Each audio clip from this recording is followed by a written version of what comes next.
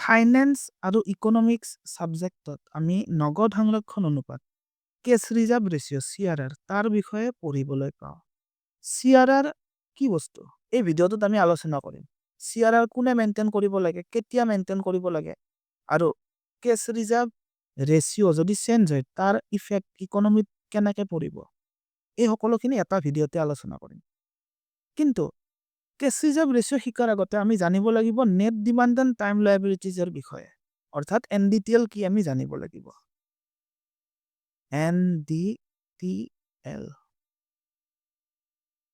NDTL বুজিব যোৱাৰ আগত আমি নিজকে বেংকৰ পইণ্ট অফ ভিউৰ পৰা চাব লাগিব। সাপোজ আমি এটা বেংক, আমাৰ বেংকত পাব্লিকে সেভিংস একাউণ্টত ধন জমা ৰাখিছে। এই ধন পাব্লিকে যেতিয়া ডিমাণ্ড কৰে তেতিয়া আমি ঘূৰাই দিব লাগিব। এগেইন ফাৰ্মবিলাকে কাৰেণ্ট একাউণ্ট খুলিছে আমাৰ বেংকত। এই কাৰেণ্ট একাউণ্টত যিখিনি ধন আছে ফাৰ্মক ঘূৰাই দিব লাগিব। গতিকে সেভিংস একাউণ্ট আৰু কাৰেণ্ট একাউণ্টত যিখিনি ধন জমা আছে সেইখিনিক ক'ব ডিমাণ্ড লায়াবিলিটিজ। এগেইন পাব্লিকে আৰু কিছুমান একাউণ্ট খুলিব পাৰে, যেনে fixed deposit account. Fixed deposit একাউণ্টত কোনো মানুহে এবাৰ ধন জমা থৈ এটা টাইম এক্সপায়াৰ হৈ যোৱাৰ পিছত সেই ধন উইথ ইণ্টাৰেষ্ট উলিয়াব পাৰিব। আৰু এটা টাইপৰ একাউণ্ট আছে ৰেকাৰিং ডিপজিট একাউণ্ট। ৰেকাৰিং ডিপজিটত পাব্লিকে মান্থলি এটা স্পেচিফিক ডেটত ধন জমা ৰাখিব আৰু এটা টাইম এক্সপায়াৰ হৈ যোৱাৰ পিছত সেই ধন উলিয়াব পাৰিব। এই ফিক্সড আৰু ৰেকাৰিং ডিপজিট এই দুয়োটা টাইপৰ একাউণ্টত যিমান টোটেল ধন জমা আছে সেইখিনি আমি বেংকে এটা টাইমৰ পিছত ঘূৰাই দিব লাগিব। সেইবাবে ফিক্সড ডিপজিট আৰু ৰেকাৰিং ডিপজিট মিলি যিটো এমাউণ্ট হ'ব তাক কোৱা হ'ব টাইম লায়াবিলিটিজ। এগেইন বেংকৰ কিছুমান আৰু লায়াবিলিটি থাকিব পাৰে, যেনে আমাৰ বেংকে সাপোজ বেলেগ বেংকৰ পৰা ধাৰ লৈছে, বা আমাৰ বেংকে বেলেগ বেংকৰ ডিপজিট ৰাখি থৈ দিছে, সেইখিনি আমাৰ বেংকৰ বাবে লায়াবিলিটি। বা আমি কোনোবা পাৰ্টিক বিলৰ ধন দিব আছো, বা আমি ডিপজিটৰক ইণ্টাৰেষ্ট দিব বাকী আছো, বা আমি শ্বেয়াৰ হোল্ডাৰক ডিভিডেণ্ড দিব বাকী আছো, এই সকলোখিনি মিলাই কোৱা হ'ব আদাৰ ডিমাণ্ড এণ্ড টাইম লায়াবিলিটিজ। এই তিনিটা এলিমেন্ট লগ লাগি কোৱা হ'ব টোটেল ডিমাণ্ড এণ্ড টাইম লায়াবিলিটিজ। আমি শিকিব যাই আছো নেট ডিমাণ্ড এণ্ড টাইম লায়াবিলিটিজ। আমি টোটেল খিনি উলিয়ালো। ইয়াৰ পৰা আমি কিছুমান এছেট মাইনাস কৰিম। ফৰ এক্সাম্পল আমি বেলেগ বেংকত ধন জমা ৰাখিছো, সেইখিনি আমাৰ লায়াবিলিটি নহয়, সেইখিনি আমাৰ এছেট, কাৰণ আমি ঘূৰাই পাম। বা আমি বেলেগ বেংকক টকা ধাৰত দিছো, সেইখিনি আমাৰ বাবে এছেট। গতিকে সেই এছেট বিলাক মাইনাস হ'ব। Minus deposits with or advance to other banks। এই এসেট খিনি মাইনাস করার পিছত যিটো এমাউন্ট পাম তাক কোৱা হ'ব নেট ডিমাণ্ড এণ্ড টাইম লায়াবিলিটিজ। অৰ্থাৎ NDTL কি? NDTL হৈছে বেংকৰ টোটেল লায়াবিলিটিজ টুৱাৰ্ডছ ডিপজিটৰ্ছ এণ্ড টুৱাৰ্ডছ আদাৰ পাৰ্টিজ মাইনাস বেংকৰ হাতত থকা এছেট। ইয়াতে এটা বস্তু কনফিউজন হ'ব পাৰে যে বেংকৰ হাতত থকা এছেট মানে বেংকৰ ফাৰ্নিচাৰ, কম্পিউটাৰ, লেণ্ড, বিল্ডিং সেইবিলাক নহয়।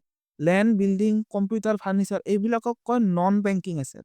বেংকিং ইণ্ডাষ্ট্ৰীত এছেট মানে বেসিক্যালি বেংকে লোন দিছে বা বেংকে ফাইনেন্সিয়েল মাৰ্কেটত ইনভেষ্টমেন্ট কৰি থৈছে, সেইবিলাক বস্তু বুজায়। এতিয়া আমি বুজিব যাম CRR কি। NDTL যিমান তাৰ এটা সাৰ্টেন পাৰ্চেন্টেজ বেংকে চেন্ট্ৰেল বেংকক কেছত জমা দিব লাগিব, আৰু সেই পাৰ্চেন্টেজটো হৈছে কেছ ৰিজাৰ্ভ ৰেচিঅ'। CRR ৰ মিনিংটো ভিডিঅ'টো পজ কৰি ইয়াৰ পৰা লিখি ল'লে হ'ল। সাপোজ NDTL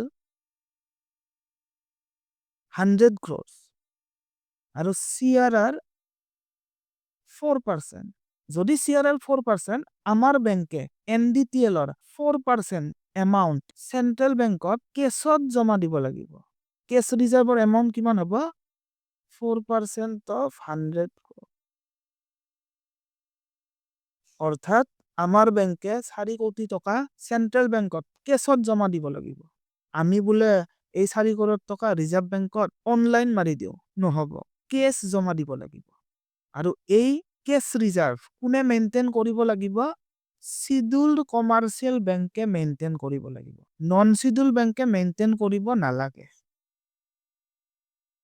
এতিয়া ডিসকাস কৰিম সিআরআর ইফেক্টটো কি হ'ব সিআরআর যদি বাঢ়ে কান্ট্রিত কি হ'ব যদি কমে কি ইফেক্ট হ'ব economy suppose NDTL 100 crores CRR 4% তেনেহলে আমি কিমান কেছ ৰিজাৰ্ভ মেইনটেইন কৰিব লাগিব 4 কোটি টকা সাপোজ ৰিজাৰ্ভ বেংকে এইটো বঢ়াই দিলে 8% কৰি দিলে তেতিয়া আমি কিমান টকা মেইনটেইন কৰিব লাগিব 8 crore নাও ফার্স্ট কেছত কি হ'ব চাও আমি আউট অফ 100 crores আমি 4 কোটি টকা ৰিজাৰ্ভ বেংকত কেছ দি দিলো আমাৰ তাতে কেছ ব্যালেন্স থাকিল 96 crore এতিয়া আমি লোন দিব পাৰিম 96 crore 4 crore টকা ব্লক হৈ গল যদি সিআৰআৰ বাঢ়ে তেনেহলে আমাৰ 8 crore টকা ব্লক হৈ যাব গতিকে আমাৰ তাতে কিমান থাকিব 92 crores এতিয়া নিজে ভাবিছোৱা আগতে বেংকৰ লগত আছিল 96 এতিয়া 92 তাৰ মানে বেংকে ফাৰ্স্ট কেছত বেছি এমাউন্ট লোন দিব পাৰা ক্যাপাসিটি আছে কিন্তু এতিয়া সিআৰআৰ যেটা 8% হল বেংকৰ লোন দিব পাৰা এবিলিটি কমিল যদি বেংকৰ লোন দিব পাৰা এবিলিটি কমিল দেন কান্ট্ৰিত মানি সাপ্লাই কমি যাব মানে কান্ট্ৰিত ইনভেস্টমেন্ট কমিব ইনভেস্টমেন্ট কমিলে প্ৰোডাকশন কমিব প্ৰোডাকশন কমিলে কান্ট্ৰিৰ ন্যাশনাল ইনকাম কমি যাব ইনকাম কমিলে বস্তু আৰু সাৰ্ভিসৰ ডিমান্ড কমিব ডিমান্ড কমিলে গুডস এন্ড সাৰ্ভিসৰ প্ৰাইস অটোমেটিক্যালি কমি যাব মানে ইনফ্লেশন কন্ট্ৰোলত আহিব গতিকে সিআৰআৰ যদি বাঢ়ে কান্ট্ৰিত ইনফ্লেশন কমি যাব আৰু উল্টা হলে ইনফ্লেশন বাঢ়িব সাপোজ সিআৰআৰ 2% হল তেতিয়া বেংকে ৰিজাৰ্ভ বেংকত 2 কোটি টকা দিব লাগিব আৰু বেংকৰ লগত লোন দিব পৰাকে 98 crores থাকি যাব গতিকে এইটো কেছত বেংকে বেছি এমাউন্ট লোন দিব পাৰিব বেছি এমাউন্ট দিলে investment production income demand price level এইবিলাক বাঢ়ি যাব গতিকে সিআৰআৰ যদি বাঢ়ে দেন ইনফ্লেশন কমি যাব আৰু যদি সিআৰআৰ কমে তেনেহলে ইনফ্লেশন বাঢ়িব এতিয়া ডিসকাস কৰো এই সিআৰআৰ কেতিয়া মেইনটেইন কৰিব লাগিব বেংক এটাই আমাৰ ইণ্ডিয়াত সিআৰআৰ মেইনটেইন ফৰ্টনাইট বেসিছত কৰিব লাগিব মানে 14 days হিচাপত কৰিব লাগিব that means যদি সিআৰআৰ 4% আৰু NDTL 100 crores during the 14 days তেতিয়া বেংকে এই 14 daysৰ এন্ডিংত 4 কোটি টকা কেছ ৰিজাৰ্ভ ৰাখিবই লাগিব কিন্তু কেতিয়াবা বেংকৰ কেছ কমি যায় তেতিয়া কি কৰিব বেংকে সাপোজ আজিৰ ডেটত এটা দিনত NDTL 10 crores সিআৰআৰ 4% কেছ ৰিজাৰ্ভ কিমান হ'ব 40 lakhs নাও যদি বেংকৰ হাতত 40 lakhs কেছ নাই তেতিয়া বেংকে কিমান টকা দিব লাগিব তেতিয়া বেংকে এটলিষ্ট এদিনত যিমান দিব লাগে তাৰ 90% দিলে হৈ যাব কিন্তু গোটেই মেকআপ খিনি এডজাস্ট কৰিব লাগিব উইদিন 14 days গতিকে সিআৰআৰ মেইনটেইন এনেদৰে কৰা হয় ডেইলি বেসিছত চোৱা হয় ডেইলি বেসিছত এটলিষ্ট 90% মেইনটেইন কৰিবই লাগিব আৰু 14 daysত সিআৰআৰ পাৰ্সেন্টেজ যিমান হেতু মেইনটেইন কৰিবই লাগিব যদি ভিডিওটো বুজা নাই তেনেহলে এবাৰ প্ৰথমৰ পৰা আকৌ ৰিপিট চালে হল থ্যাংক ইউ